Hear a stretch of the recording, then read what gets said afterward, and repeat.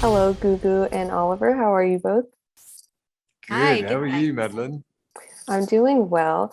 I have to say, I really, really enjoyed this series, and you both were fantastic. So, congratulations.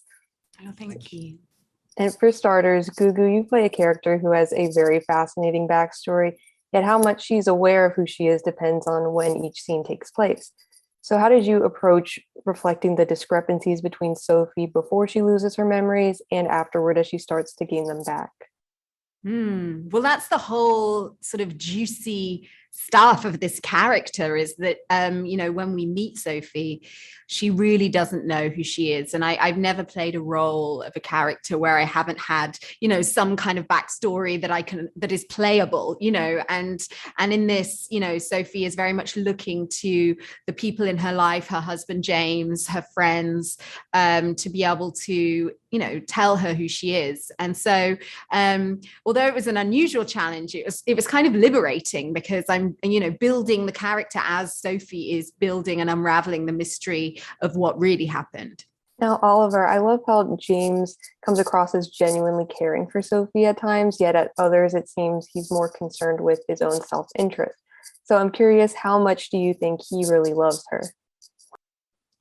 Ooh, uh, well, it's quite a hard one to answer without giving away too many spoilers, really, for the show. I think as the show goes on, every episode is there's so much more new information that comes up, and everything that you think is kind of thrown, kind of twists on itself. So I don't know if I can answer that without giving away too many spoilers, but I think that their relationship is is based on a deep love that happened a long time before all of this.